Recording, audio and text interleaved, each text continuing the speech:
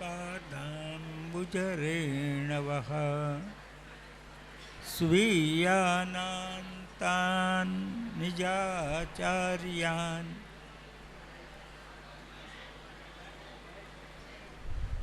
प्रणमामि मुहुर्मुहुः। यदनुग्रहतो जन्तु सर्वदुःखातिगो भवेत् तमहं सर्वदा वन्दे श्रीमद्वल्लभनन्दनम्।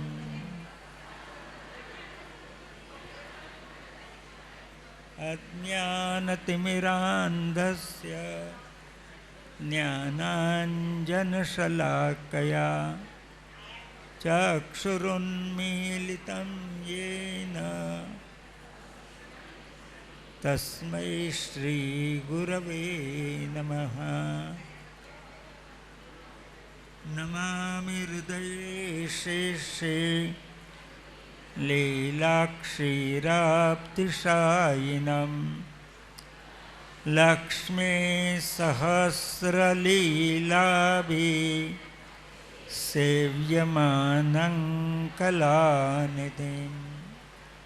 चतुर्भिश्च चतुर्भिश्च चतुर्भिश्च त्रिभिस्तथा षड्भिर्विराजते योऽसौ पञ्चधा हृदये मम।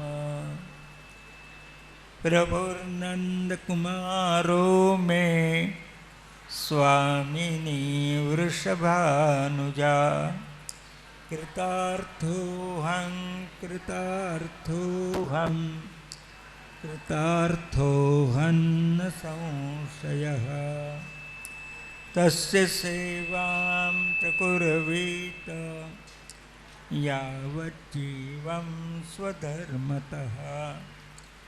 न फलार्थं न भोगार्थं न प्रतिष्ठा प्रसिद्धये। शुद्धभावप्रभौ स्थाप्यो न चातुर्यं प्रयोजकम्।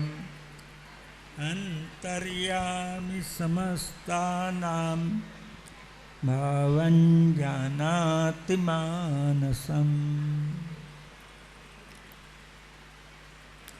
श्रीभागवत प्रतिपदमणिवर भावांशुभूषितामूर्ति श्रीवल्लभाभिधान तनोतु निजदास सौभाग्यम्।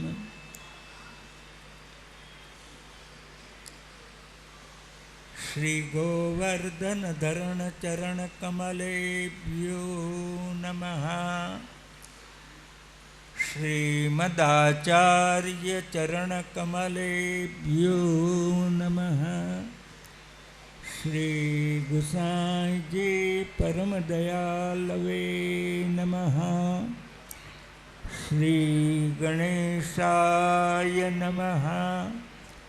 श्री सरस्वत्यै नमः। श्री सद्गुरुभ्यो नमः।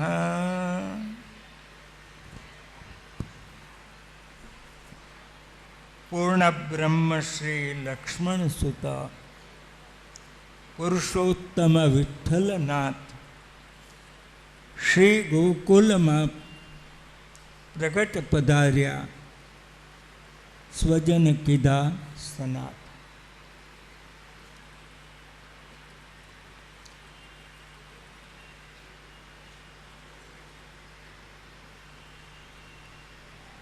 करुणा रस भाव तो लीलाकरण तत्पर सदानंद भयो देवो यशोदा नंदनो हरि। विश्वेशेण दैवानाम् उद्धारार्थं भविष्यति विठ्ठलेषुद्भुत नाम तापत्रय વિનાશકમ.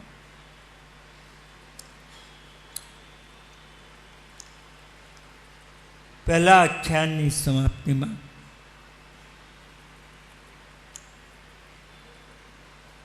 શ્રી વલ્લભનું પ્રાગટ્ય અને શ્રી વિઠ્ઠલના પ્રાગટ્યની ભૂમિકા આપી છે.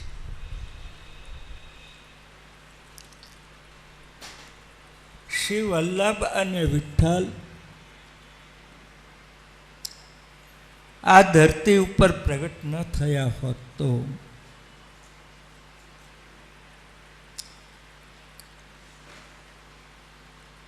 આખું જગત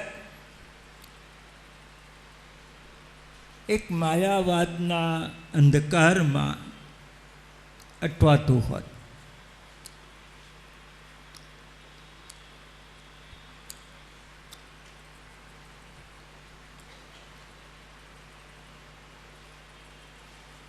ભારત વર્ષનું ગૌરવ એ છે કે એણે જગતને વેદાંત શાસ્ત્ર આપ્યું છે.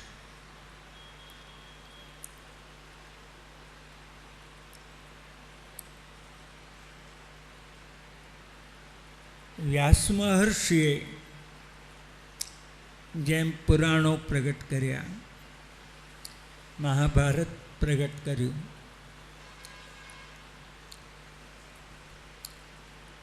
એમ બ્રહ્મસૂત્ર પણ વ્યાસજીએ પ્રગટ કર્યા છે, જેને બ્રહ્મસૂત્ર કહેવામાં આવે છે, વેદાંત સૂત્ર કહેવામાં આવે છે, તત્વસૂત્ર પણ કહેવામાં આવે છે.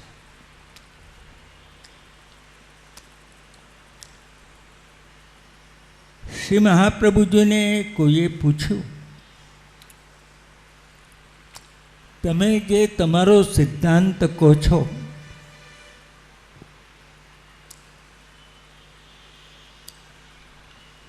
એમાં પ્રમાણ ગ્રંથ કયા?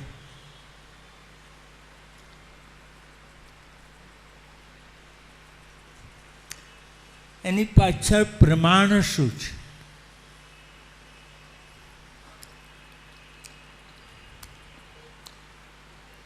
એટલે શ્રી મહાપ્રભુજી 4 પ્રમાણ સ્વીકારે છે. એક તો વેદના વચન,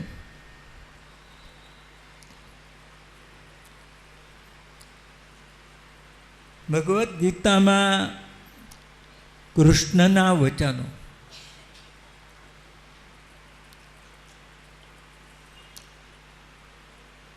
ગીતામાં સંજયના પણ વચન છે, ધૃતરાષ્ટ્રના પણ છે, અર્જુનના પણ છે. પણ આ બધામાંથી જે કૃષ્ણના વચન છે એ જ પ્રમાણ, બાકીના નહીં. વ્યાસ સૂત્ર,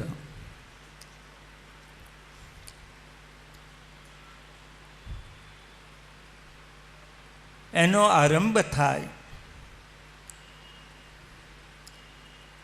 અથવા તો બ્રહ્મ જિજ્ઞાસા. હવે અમે બ્રહ્મનો વિચાર કરીએ છીએ. બ્રહ્મ કેવું છે?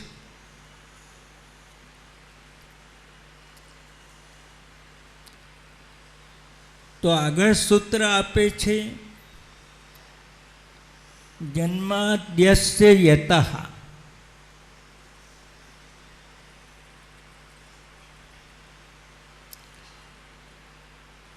ભગવાનની ઓળખાણ. 3 કામ ભગવાન કરે છે.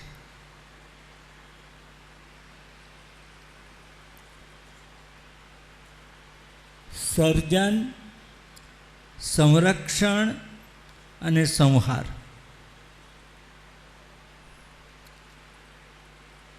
ભગવાન સિવાય આ 3 કામ કોઈ કરી શકતું નથી.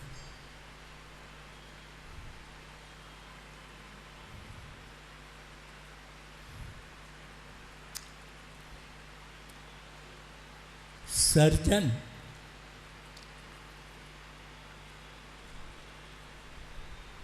માળી જમીનમાં છોડ વાવે, એને ખાતર આપે, એને પાણી આપે, પણ એ છોડ ઉપર ફળ ફૂલ ઉગાડવાની શક્તિ માળીની ખરી?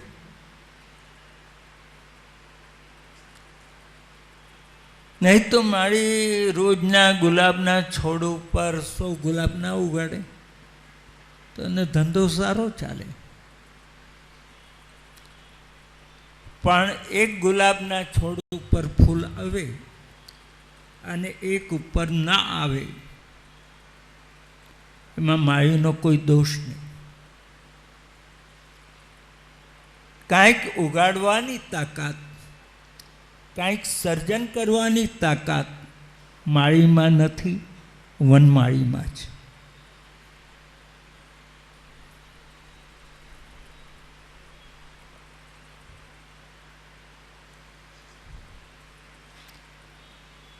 હવે રક્ષણ કરવાની તાકાત એ પણ કોઈનામાં નથી.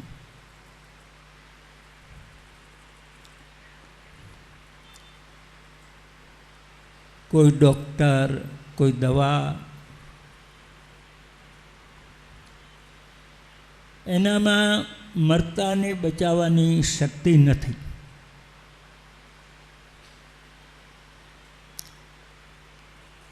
જે ડૉક્ટરમાં મરતાને બચાવવાની શક્તિ હોય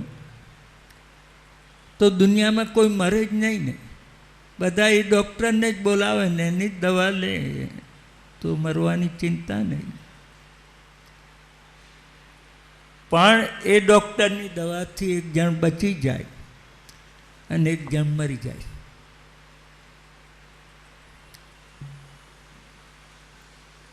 તો બચાવવાની શક્તિ નથી ડૉક્ટરમાં, નથી દવામાં, બચાવનારો કોઈ જુદો છે, એનું નામ ભગવાન.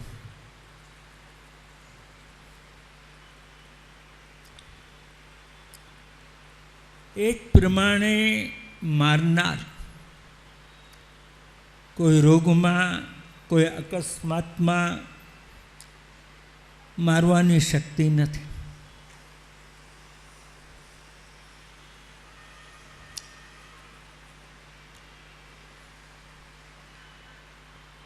કચ્છનો ભૂકંપ થયો,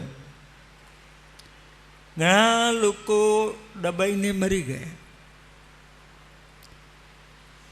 પણ એવા પણ રહ્યા કે 7 માળની ઇમારત પડી ગઈ હોય એની નીચે દટાઈ ગયા, પણ 3 ચોથે દાડે બહાર કાઢ્યા, કંઈ વાગ્યું નહોતું.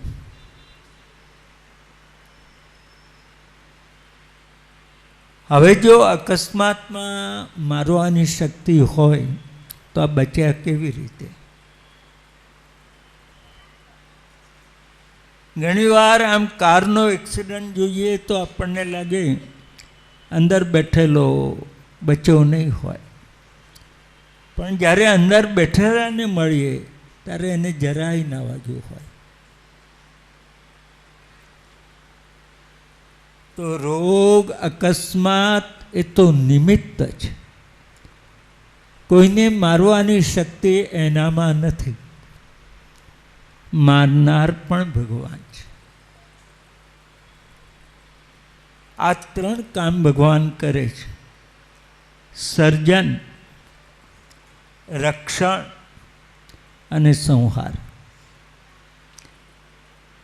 જેટલું સર્જન જરૂરી, રક્ષણ જરૂરી, એટલું મરણ પણ, સંહાર પણ જરૂરી. જ્યારે આપણે વિચાર કરીએ, આપણી 7 પેઢીના અત્યાર સુધી મર્યા જ ન હોય તો આપણી દશા શું? આપણું ઘર ઘર ન રહે, હોસ્પિટલ થઈ જાય. કોઈક કે મને દવા આપો, કોઈક કે મને પાણી પીવડાવો, કોઈક કે મને ચા આપો. આપણે એકલા કેટલાને પહોંચે વળત. એટલે સમાજમાં જન્મ જેટલો જરૂરી, એનું રક્ષણ પણ જેટલું જરૂરી, તો સમય ઉપર મરણ પણ એટલું જ જરૂરી છે. મરણ એટલે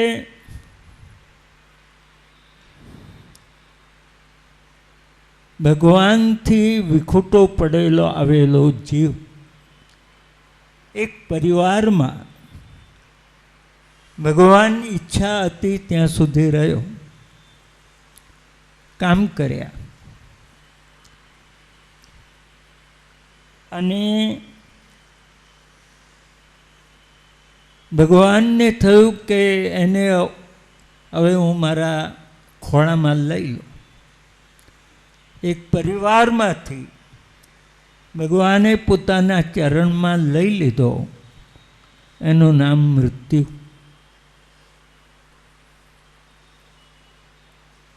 મરનારની પાછળ આપણે જે રડીએ છીએ એ મરનારને નથી રડતા, આપણે આપણા સ્વાર્થને રડીએ છીએ.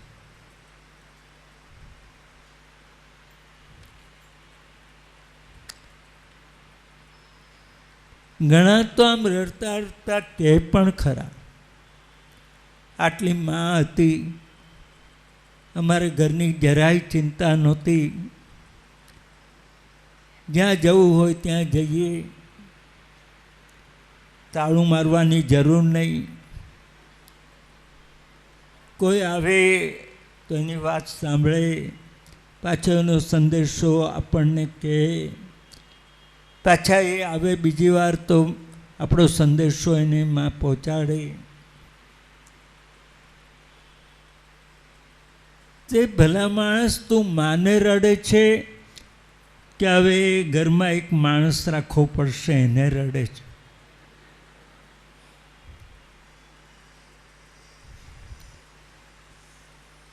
માં મરી જાય તો દીકરી રડતા રડતા કે આટલી મારી માં હતી ને, કંઈ નવી નોખી વસ્તુ બનાવી હોય તો આટલી વાડકીમાં રવા દે, મને બોલાવે, અને હું ના જઉં ને તો મારે ઘેર મોકલાવે. તો આ દીકરી માને રડે છે કે પેલી વાડકીને?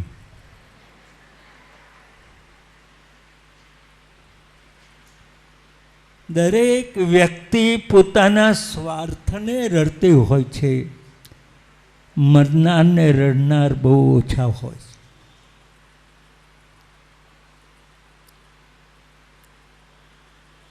પણ જગતના 3 કામ એ ભગવાન જ કરે, અને ભગવાને જે બનાવ્યું એ બનાવવાની દુનિયામાં કોઈનામાં તાકાત નથી. ભલે વિજ્ઞાન ચંદ્ર ઉપર ગયું, મંગળ ઉપર, ગુરુ ઉપર, દુનિયાભરના વૈજ્ઞાનિકોને બોલાવી, એની સામે એક માટીનું નાનું ઢેફું મૂકો, એને કહો આ માટી અમારા ભગવાને બનાવી છે, તમે આટલી માટી બનાવી આપો.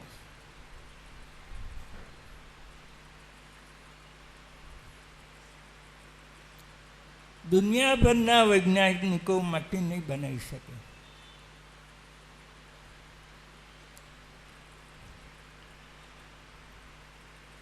ગમે એટલા પૈસા આપો ને,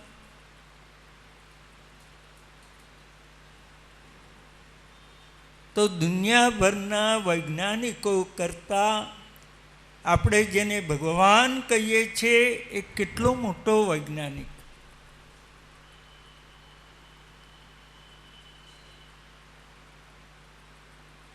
ભગવાને પાણી બનાવ્યું. વૈજ્ઞાનિકો એટલું કે આ બે વાયુ ભેગા થયા, પાણી બન્યું. તો વૈજ્ઞાનિકોને કોને તમે આટલું જાણો છો? તો બે વાયુ ભેગા કરી અને પીવા માટે એક ગ્લાસ પાણી કરી આપો ને. આ દુકાળનું વરસ છે.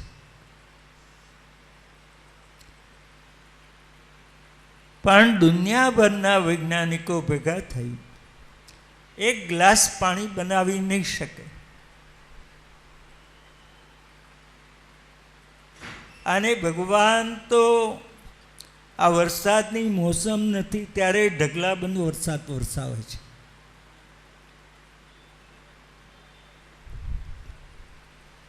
એ કેવો વૈજ્ઞાનિક!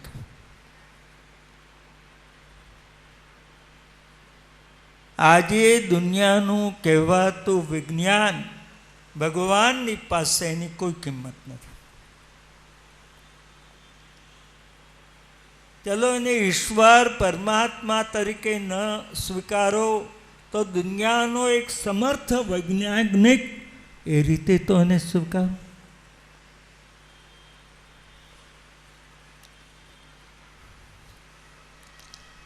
જે ભગવાને બનાવ્યું, ભગવાન સિવાય જગતમાં કોઈ બનાવી શકતું નથી.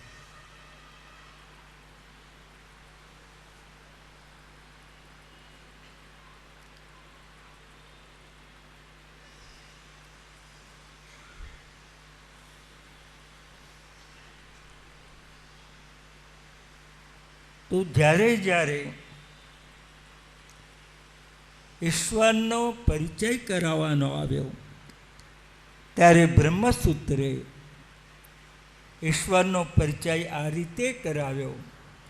આ જગતના સર્જન, રક્ષણ ને સંહાર જે કરે છે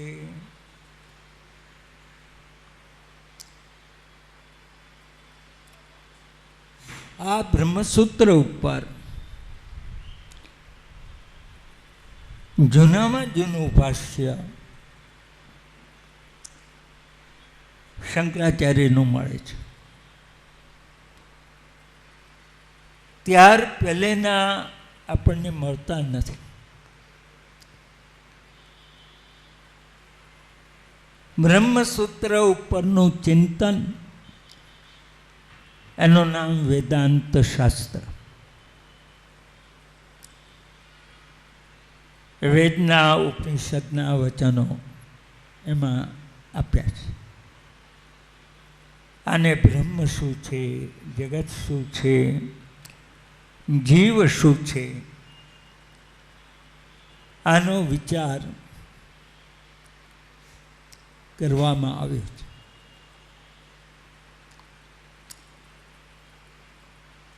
હવે શંકરાચાર્ય સમયે આખા દેશમાં બુદ્ધનો પ્રભાવ હતો.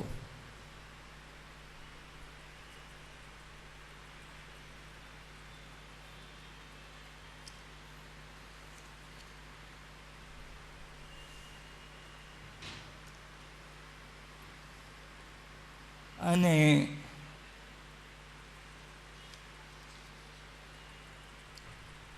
સર્વમ શૂન્યમ શૂન્યમ, આ જગતમાં કાંઈ જ નથી, શૂન્ય છે. આ બુદ્ધનો પ્રચાર.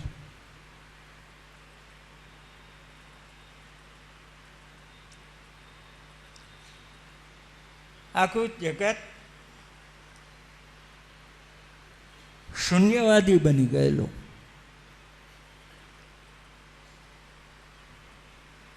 એ વખતે કોઈ એવું કહેવા જાય કે આવું વેદમાં લખ્યું છે તો લોકો કાને હાથ મૂકી દે. વેદ શબ્દ જ ના સંભળાય તો વેદની વાત ક્યાંથી સંભળાય? આ સ્થિતિ સમાજની.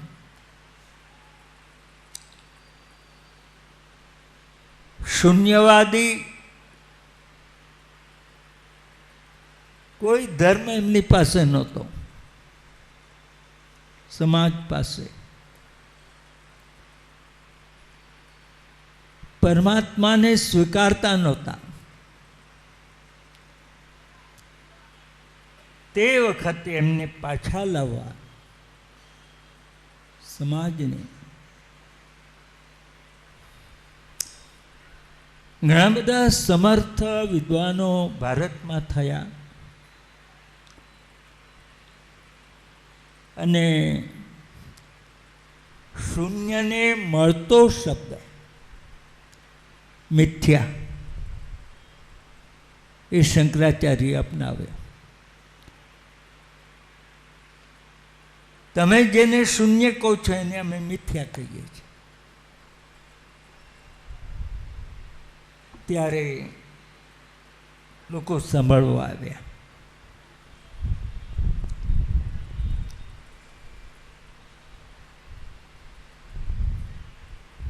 અને વૈદિક સનાતન ધર્મનો ઉદ્ધાર થયો. આજે જે બદ્રીનાથના દર્શનનો લાભ મળે છે એ પ્રતાપ શંકરાચાર્યનો છે. બુદ્ધના સાધુઓએ એનો કબજો લઈ લીધેલો. આ મંદિર અમારું છે.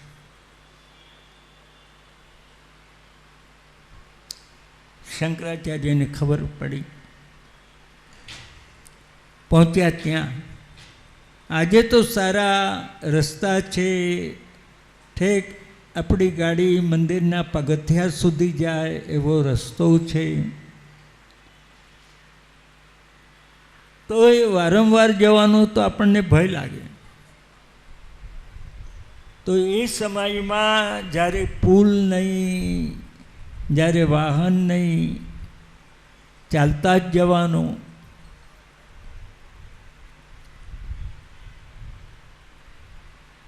બુદ્ધના ભિક્ષુઓને ખબર પડી શંકરાચાર્ય આવે છે. મંદિર મૂકીને નાસી ગયા.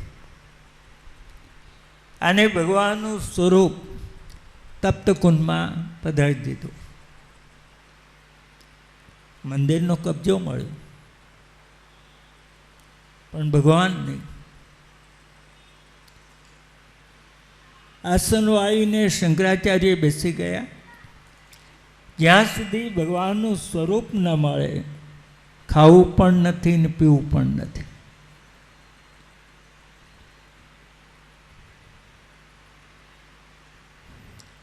પાછલી રાતના અવાજ આવ્યો, હું તપ્તકુંડમાં છું, બહાર પધરાવો. એનાથી સ્વરૂપ બહાર કાઢ્યું, બહાર પધરાવ્યું. હવે એક મોટી મુશ્કેલી સામે આવી. આ સ્થાનમાં સેવા કરવા અને રક્ષણ કરવા રહે કોણ?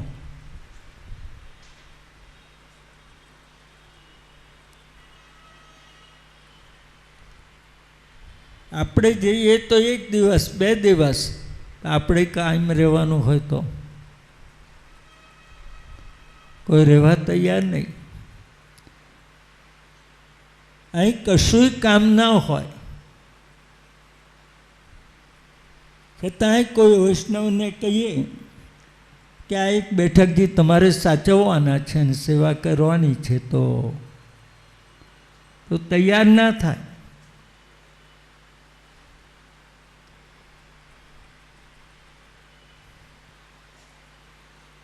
કોઈ તૈયાર ન થયું ત્યારે એમની સાથે દક્ષિણના કેરળના નમુદ્રિપાદ બ્રાહ્મણો હતા, એને સોંપ્યું. આ સેવા કરવાની ને આ સ્થાનનું રક્ષણ કરવાનું. આજે ઉત્તરના કોઈ મંદિરમાં જો દક્ષિણના પૂજારી હોય તો આ એક ભોલેનાથજીનું મંદિર કે ત્યાંના પૂજારી રાવલ એક દક્ષિણના કેરળના બ્રાહ્મણો આજે પણ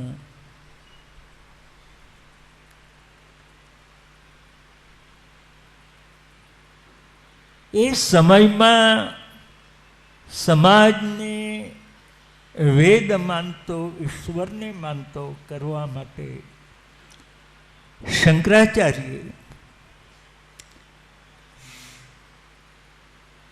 જગતને વેદાંત સૂત્ર ઉપર એક સિદ્ધાંત આપ્યો, બ્રહ્મ સત્યમ જગત મિથ્યા. એક ભગવાન સાચો, બીજું બધું જૂઠું.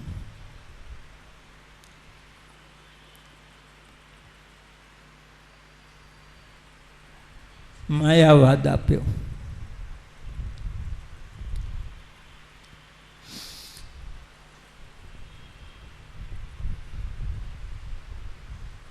આ જૂઠું છે એ સાબિત કરવું બહુ કઠિન છે. જે જોઈએ, જાણીએ, અનુભવીએ અને એને ખોટું કેમ કહેવાય? ભૂખ લાગી, ચૂલો સળગાવ્યો, દાળ ભાત તૈયાર કર્યા, આપણે ખાધું, તૃપ્તિ થઈ અને પછી કહીએ આ બધું ખોટું, તો અનુભવ કર્યા પછી ખોટું કેવી રીતે કહેવાય?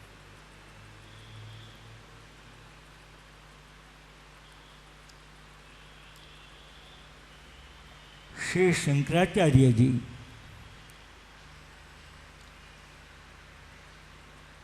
એ સમજાવે છે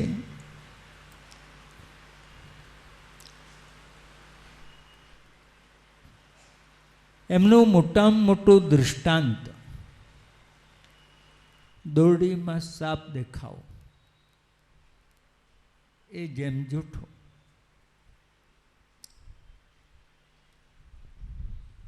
કોઈ મકાન સાફ કર્યું, એમાં 3-4 હાથનો એક દોરડાનો ટુકડો માળિયામાં પડી રહેલો, કાળો થઈ ગયેલો, કોઈ કામનો નહીં, એ ઘરમાં જ નાખી દીધો બહાર.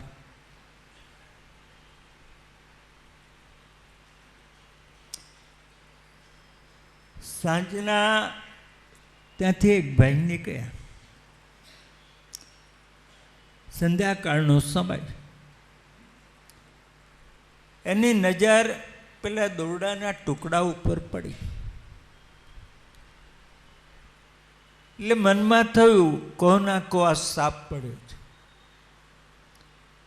એટલે હવે આગળ તો વધતો જ અટકી ગયો.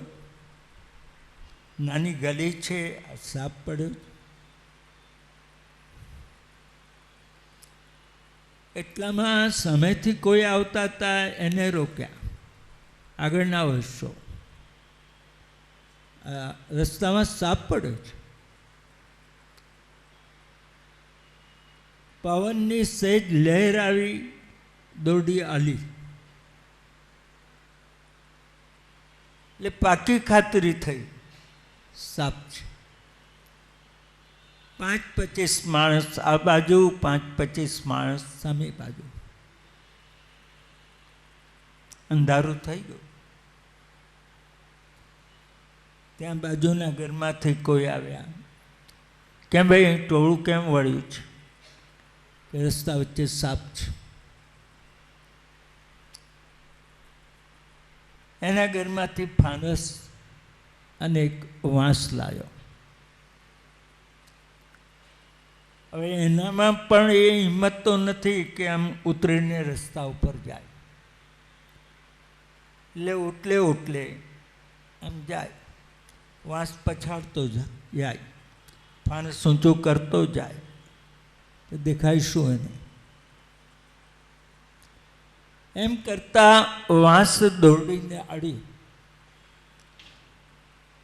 દોરડી હાલી ચાલી નહીં. એટલે હિંમત આવી કે સાપ હશે તો મરી ગયેલો છે.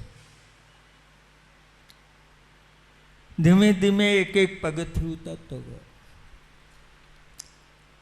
દોરડી પાસે પહોંચ્યો એટલે વાંસ નાખી દીધો, દોરડી હાથમાં ઉઠાવી લીધી. બધાને બતાવે, આ તમારો સાપ, આનાથી ડરી ગયા હતા. એ તો મોટો બહાદુરનો દીકરો કે ડર્યો જ ના હોય પાછો.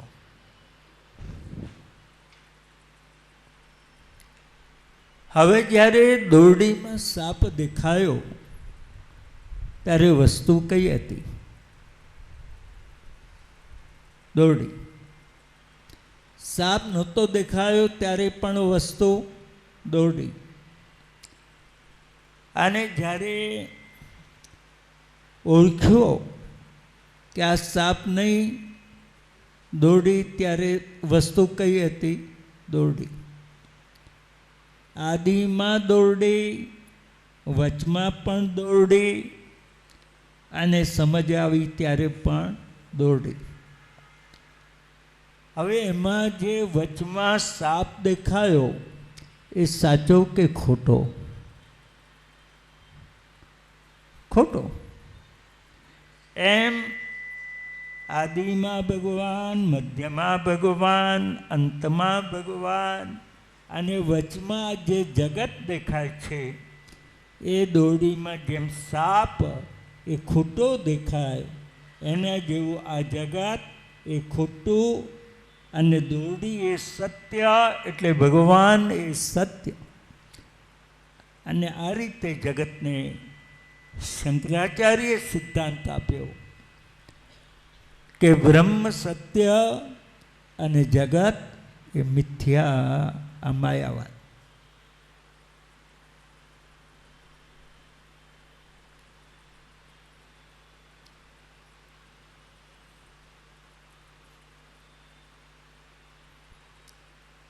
પછી રામાનુજાચાર્યે આમાં દોષ બતાવ્યા. નિમ્બાર્ક, મધ્વ, છેલ્લે શ્રી મહાપ્રભુજી આવ્યા.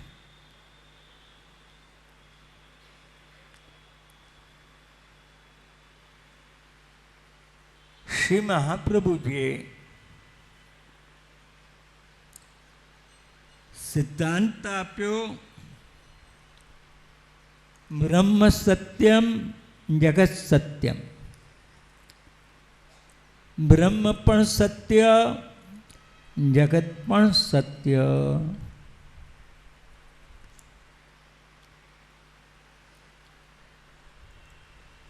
કેવી રીતે સમજાવે છે?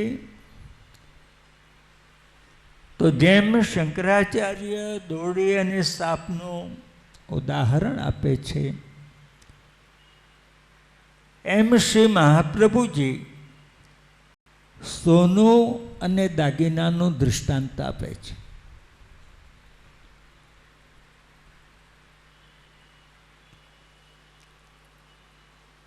એક ભાઈને વિચાર આવ્યો, લાવો થોડું સોનું લઈએ. એને 10-12 તોલા સોનું લીધું.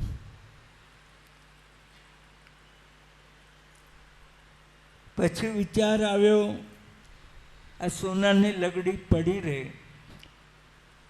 એના કરતાં દાગીના બનાવો, પહેરવાના કામમાં આવે ને સચવાય પણ ખરા. એટલે એણે કંઠી બનાવી, વીંટી બનાવી, કાનના આભૂષણ બનાવ્યા, હાથની બંગડી બનાવી.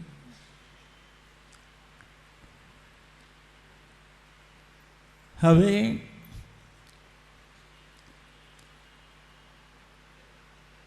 એ સોનાના નામ બદલાયા, આકાર બદલાયા, ઉપયોગ બદલાયા.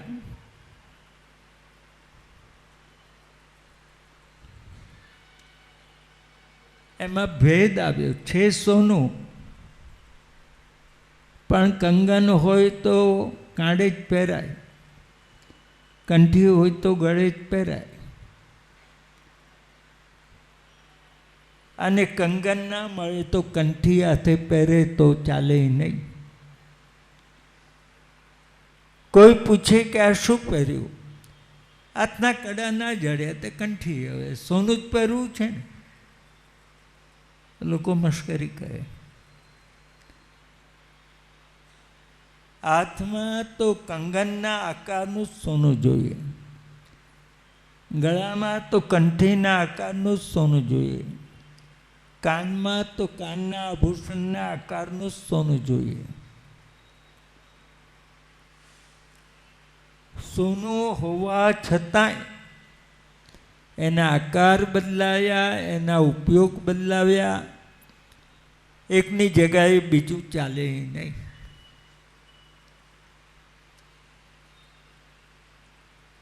પછી એ દાગીના જરૂર પડી તો બધા ઓગાળી નાખ્યા, લગડી બનાવી દીધી. તો જે આકાર ભેદ હતા અને ઉપયોગ ભેદ હતા એના ચાલ્યા ગયા. પછી સોનાની લગડી જ રહી. તો આદિમાં સોનું, વચમાં પણ સોનું, અંતમાં પણ સોનું. જેમ દોરડીમાં સાપ હતો એવા અહીં ગાડી દાગીના. એ જેમ દોરડીને સાપ જુદો, એમ સોનું ને દાગીના બે જુદા નથી. દાગીના પણ સોનાના જ છે. તો દોરડીમાં સાપ દેખાતો તો એ તો જુદી વસ્તુ દેખાતી હતી. કંઠી ને સોનું બે જુદું નથી, સોનાની જ કંઠી બનેલી છે. એમ ભગવાન અને જગત બે જુદા નથી. એ જ બ્રહ્માંડ ભગવાનના આ જગત બન્યું છે. તો સોનાની બનેલી કંઠી એ સોનું જ કહેવાય. એમ ભગવાનથી બનેલું આ જગત એ ભગવાન જ કહેવાય. અને ખોટું કેવી રીતે કહેવાય? બહુ સુંદર શ્રી મહાપ્રભુજી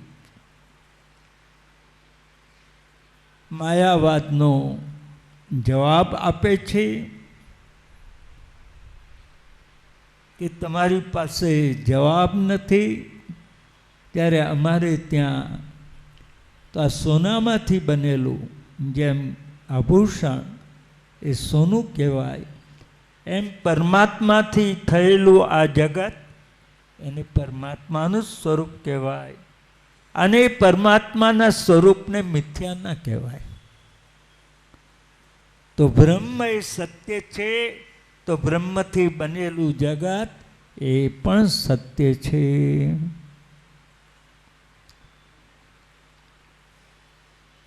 આ વેદાંત શાસ્ત્ર છે આખા. અને મહાપ્રભુજી પછી છેલ્લા 500 વર્ષમાં કોઈ એવું નથી પાક્યો કે જેણે મહાપ્રભુજીના મતનું ખંડન કર્યું. એટલે સંપૂર્ણ જ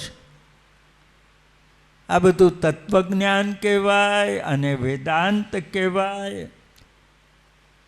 પણ છેલ્લા કેટલાય વર્ષોથી પ્રવચનોમાંથી આ વિષયો નીકળી ગયા.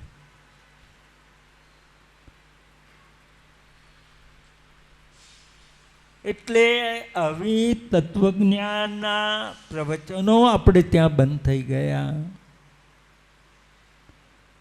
ને હવે જો કોઈ કરે તો સાંભળવાની પણ કોઈની તૈયારી નહીં.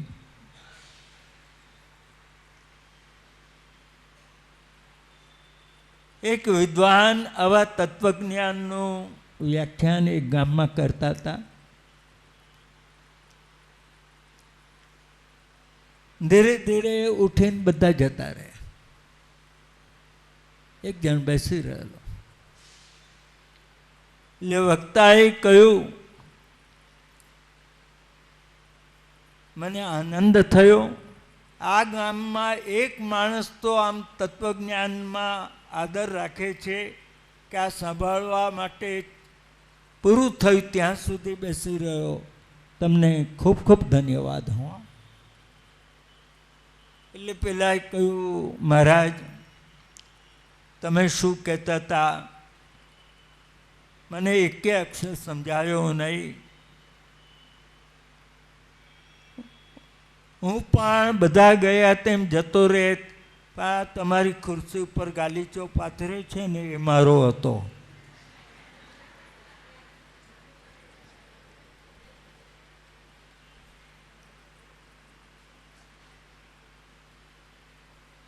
આ સ્થિતિ આપણે ત્યાં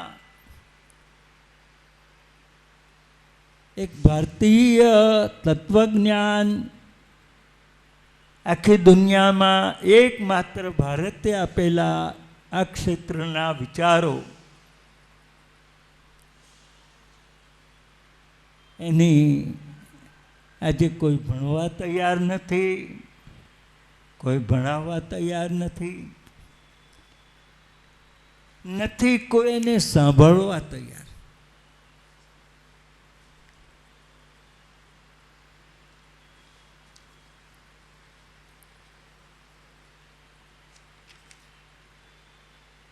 તો શ્રી વલ્લભનું મોટામાં મોટું કાર્ય કે માયાવાદમાંથી આ જગતના લોકોને બ્રહ્મવાદમાં લઈ આવ્યા. લક્ષ્મણ સુત શ્રી વલ્લભરાયજી સ્મરણ કરતા દુષ્કૃત જાયજી કલિજન તરેવા નહીં ઉપાયજી યજ્ઞ પુરુષ હરિના શ્રુતિ ગુણ ગાયજી.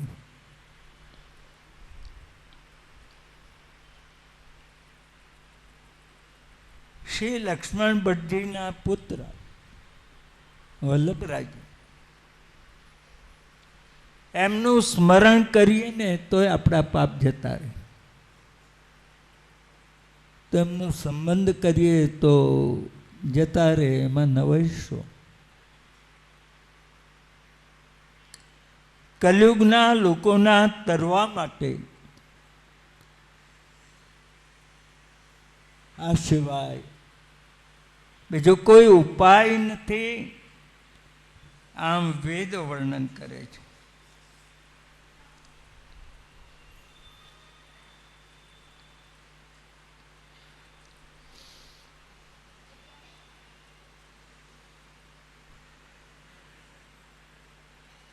શ્રી મહાપ્રભુજીએ કલયુગની સ્થિતિ કૃષ્ણાશ્રયમાં બહુ જ સ્પષ્ટ રીતે સમજાવી છે. સર્વમાર્ગેષુ નષ્ટેષુ કલૌ ચ ખલધર્મે પાખંડ પ્રચુરે લોકે કૃષ્ણ એવ ગતિર.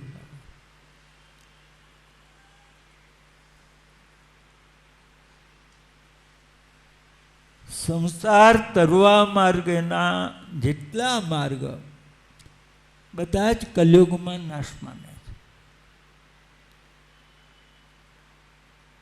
એકમાત્ર આશ્રય ભગવાનનો.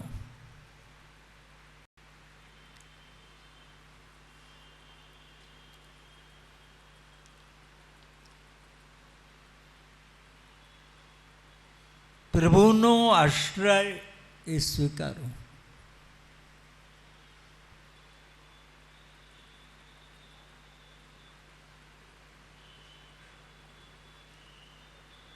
કલયુગમાં 4 વર્ણ એની પણ શુદ્ધતા નથી. બ્રાહ્મણ બ્રાહ્મણ નથી રહી શક્યો, ક્ષત્રિય ક્ષત્રિય નથી રહી શક્યો, વૈશ્ય વૈશ્ય નથી રહી શક્યો.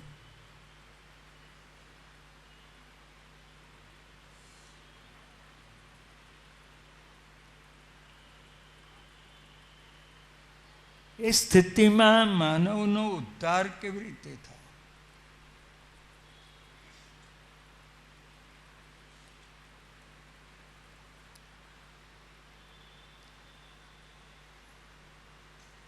સુરદાસ પણ એ કહે છે આશ્રયના પદમાં,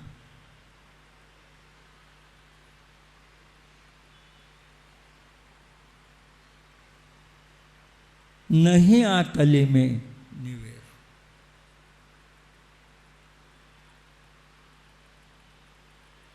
આ કલયુગમાં પ્રભુના આશ્રય વિના આપણો કોઈ રસ્તો નથી.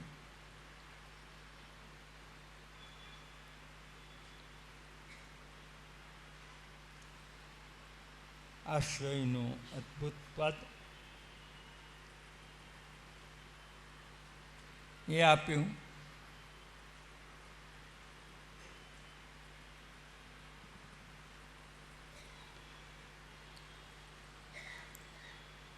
ત્યાં ચંપારણ્યમાં શ્રી વલ્લભ પ્રગટ્યા.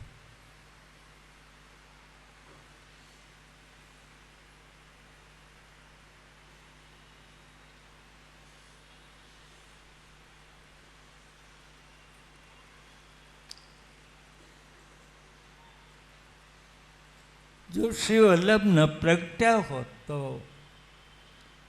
જગતના લોકોના ઉદ્ધાર માટે સરળ કોઈ માર્ગ એ ન હોત.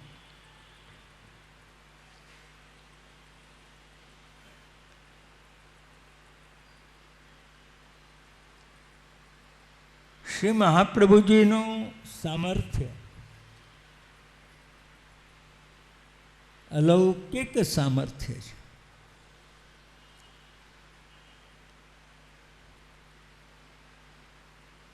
બાર વર્ષની ઉંમરમાં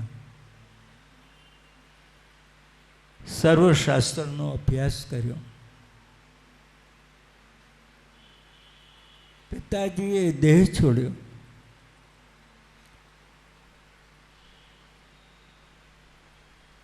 બે મત છે. એક ઐતિહાસિક મત છે કે કાશીમાં દેહ છોડ્યો.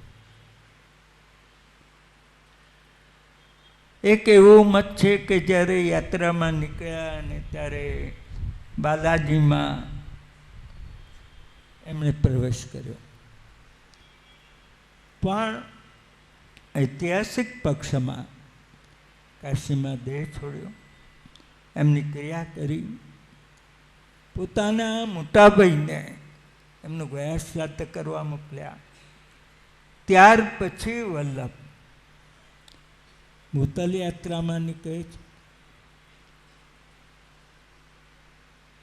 ત્યારે એમના મા એમને કહે છે કે વલ્લભ, મેં એવું જોયું કે તમારા પિતાજી બાલાજીમાં પ્રવેશ્યા. એટલે વલ્લભે કહ્યું, મા એ સાચું છે.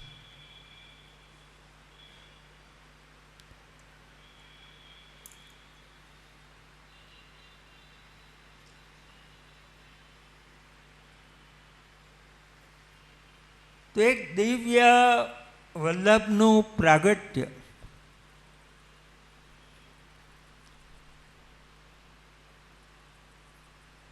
આ જગતના જીવોનો ઉદ્ધાર કર્યો.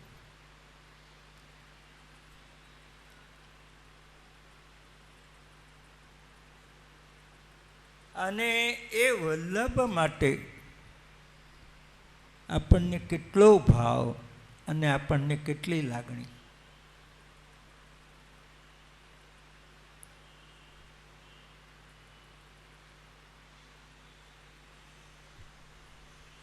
ધોતી ઉપરણાની જારી ભરવા પૂરતી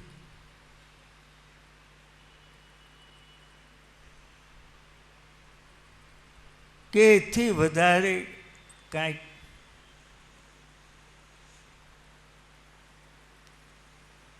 એ તો કાલે જ જણાશે ને, કાલે જ છે ને પ્રાગટ્ય, પરમ દિવસે જણાશે કે